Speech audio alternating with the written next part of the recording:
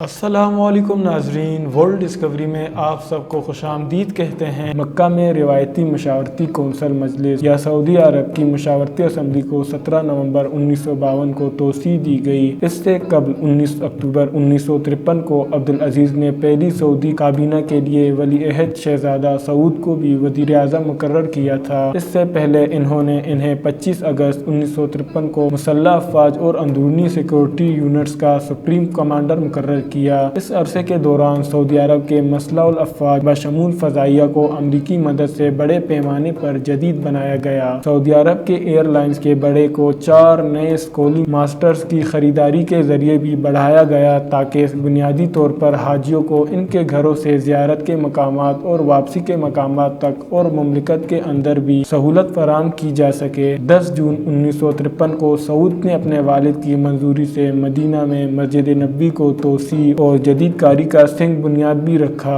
اس سے پہلے ایک دورے کے بعد انہوں نے عبدالعزیز کو اس قوم کو اپنانے کی صورت کی سفارش کی تھی جسے بعد میں منظور کر لیا گیا تھا۔ سعود نے اپنے والد عبدالعزیز کی وفات کے بعد 9 نومبر 1953 کو بادشاہ بنا۔ وہ سیاسی ماحول میں اس وقت سے بالکل مختلف تھا جب ان کے والد عبدالعزیز نے اپنی سلطنت قائم کی تھی۔ ان کے دور میں شاہ سعود کے بڑے مشیروں میں سے ایک عبدالعزیز امر تھے۔ شاہ سعود نے بطور بادشاہ اپنی پہلی ہی تقریب میں وزراء کے نئی کونسل سے اعلان کیا کہ ان کے والد کا دور فوجی فتوحات کے لیے مشہور تھا۔ اس کا ارادہ تھا کہ ان کے دور حکومت میں غربت، جہالت اور بیماری کے خلاف جنگ ہوگی، مقدس شریعت کے احکام کا بلا سب پر منصفانہ اطلاق اور ایک مضبوط فوج کی تشکیل۔ اس چیلنج کے ذمہ داریوں سے مناسب طریقے سے نمٹنے کے لیے اور اپنے پروگرام کو حقیقت پسندانہ طور پر نافذ کرنے میں سہولت فراہم کرنے کے لیے اس نے ابتدائی طور پر تعلیم، زراعت، صحت، تجارت اور صنعت کے محکموں کو شامل کر کے وزارتوں کی تعداد کو دگنا کر کے 10 کر دیا اور براڈ کاسٹنگ اور بیورو آف پبلک انسپیکشن 1955 میں موجودہ وزارت خارجہ، خزانہ داخلہ، دفاع اور موصولات کو 1953 میں وزارتوں کو اس وقت جدہ میں واقع ملک کی سرکاری دارالحکومت ریاض منتقل کرنے کا فیصلہ پہلے ہی کیا گیا تھا۔ اس میں مناسب نئی عمارتوں کی تعمیر اور ملازمین کے لیے مناسب رہائش کی فراہمی پر زور دیا گیا تھا۔ یہ ریاض کے جدید اور ترقی کے لیے ایک اگنیشن پوائنٹ تھا۔ سعود کے سوتیلے بھائی اور ولی عہد شہزادہ فیصل بن عبدالعزیز کو اپنا سبق وزیر خارجہ کا قلمدان پر برقرار رکھتے ہوئے وزیر اعظم مقرر کیا گیا۔ ایک 5 سالہ منصوبہ شروع کیا گیا جیسا کہ 1956 میں شاہ سعود کی پہلی کابینہ کی تقریر میں ذکر کیا گیا تھا۔ اس سال شاہ سعود نے شکایتی بورڈ قائم کیا جو وزراء کے کونسل سے منسلک تھا، جو 1955 میں ایک آزاد ادارہ بن گیا۔ اس بورڈ کی سربراہی شاہ سعود کے چچا مسعود بن عبد الرحمن کر رہے تھے۔ جنوری 1956 میں شاہ سعود نے یونانی تاجر ارسطو سقراط اوناس کے ساتھ ایک سرکاری میری ٹائم ٹینکر کمپنی قائم کرنے کے معاہدے پر دستخط کیے تھے۔ یہ دیکھتے ہوئے کہ یہ معاہدہ امریکی مقادمت کے حق میں نہیں تھا، اس سے بیرونی دباؤ کے نتیجے میں جلد ہی ختم کر دیا گیا تھا۔ 1957 میں شاہ سعود نے ریاض میں کنگ سعود یونیورسٹی کی بھی بنیاد رکھی۔ انہوں نے 1960 میں اعلان کیا کہ لڑکیوں کو مذہبی معاملات بشمول قرآن، عقیدہ اور فقہ کے ساتھ ساتھ دیگر علوم کی تعلیم دینے کے لیے اسکول قائم کیے جائیں گے۔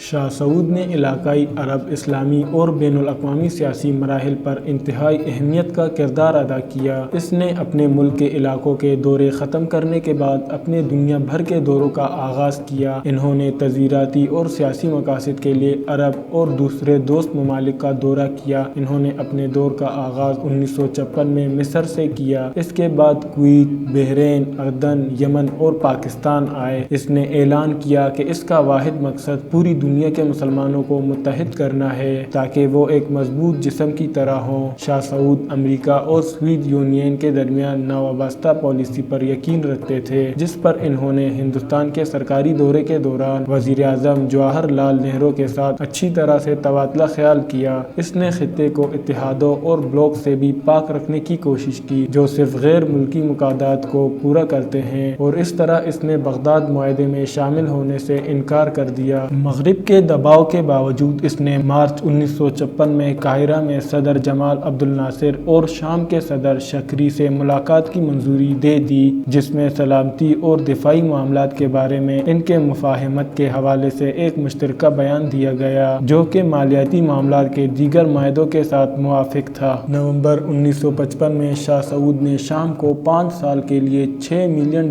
کا قرضہ دیا۔ انہوں نے مصنوعات کے تبادلے اور زرعی مصنوعات کو درآمدی برآمدی لائسنس اور کسٹم ڈیوٹی سے مستثنی قرار دینے پر اتفاق کیا۔ 1955 میں اردن پر مسلسل اسرائیلی حملے کے ساتھ شاہ سعود نے مصر، شام، لبنان اور اردن کے فوجی رہنماؤں کو ریاض مدعو کیا تاکہ جارحیت کا مقابلہ کرنے کا طریقہ کار پر تبادلہ خیال کیا جا سکے۔ انہوں نے اردن کے نیشنل گارڈ اور مسلح افواج کو تقویت دینے کے تمام اخراجات کو پورا کرنے پر اتفاق کیا۔ اس نے فرانس کے خلاف الجزائر کے انقلاب کے سفارتی اور مالی طور پر بھی حمایت کی۔ شاہ سعود نے ایک بیان دیا جس میں لوگوں کو انقلاب کے لیے چندہ دینے کی دعوت دی گئی۔ عطیات کی رقم $12 کروڑ تھی۔ حکومت نے اس رقم میں سے $1 ملین 1956 میں عطیہ کی اور باقی عطیات ہر سال دیے گئے۔ شاہ سعود الجزائر کو عطیات دیتے رہے اور 1962 میں اس کی آزادی تک اس کا دفاع کرتے رہے۔ یمن کے امام احمد بن یحییٰ نے مصر، سعودی عرب اور شام کے ساتھ مشترکہ دفاعی معاہدے پر دستخط کرتے ہوئے اپنی صفوں کو متحد کرنے کی عرب کوششوں میں شمولیت اختیار کی۔ یہ واقعہ سعودی عرب اور یمن کے درمیان جدہ معاہدے کے بعد 21 اپریل 1956 کو شاہ سعود، صدر جمال اور عبد الناصر اور صدر شکری القوی کے ساتھ امام کے ملاقات کے بعد پیش آیا۔ 26 جولائی 1956 کو سوئز کینال کمپنی کو قومیائی جانے کے بعد عرب ممالک کے لیے اپنی حمایت کو برقرار رکھا،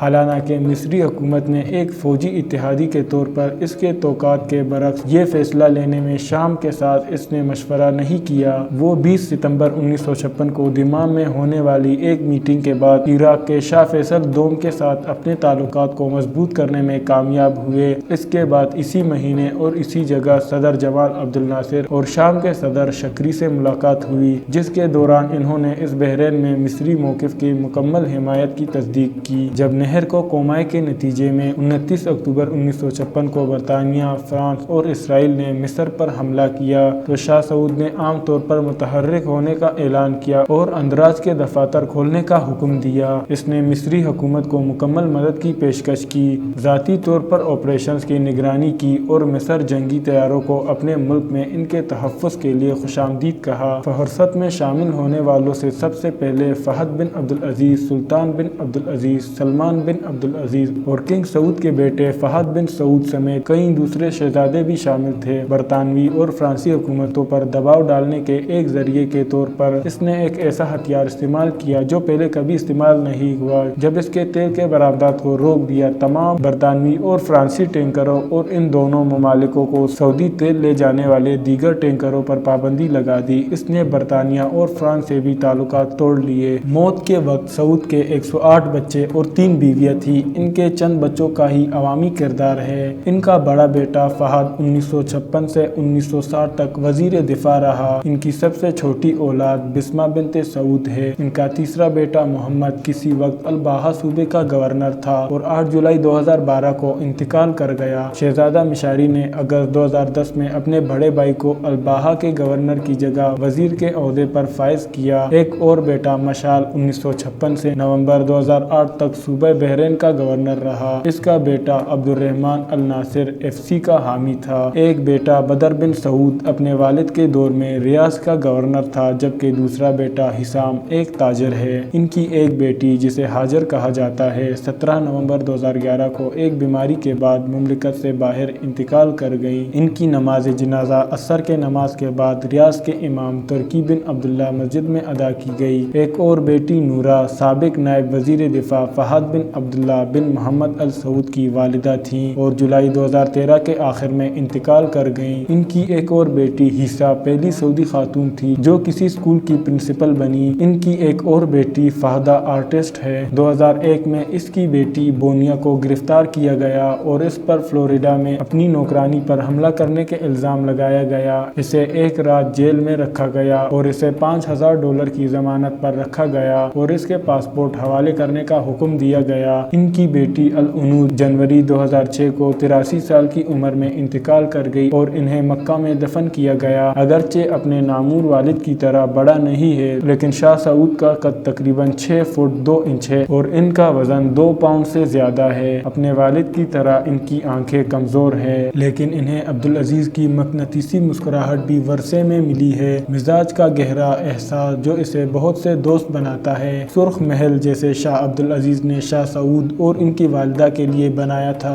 वजारत सिफाकत ने 2019 में आवाम के लिए खोल दिया था। ये सऊदी अरब की पहली कंक्रीट की इमारत थी और अब इसकी ज़िंदगी के बारे में नुमाइशें हैं। तो दोस्तों, ये थी आज की वीडियो। अगर आपको हमारी वीडियो पसंद आई तो हमारी वीडियो को लाइक करें और हमारे चैनल वर्ल्ड डिस्कवरी को सब्सक्राइब करें। मिलते हैं अगली वीडियो के साथ, अब तक के लिए इतना ही। अल्लाह हाफिज़।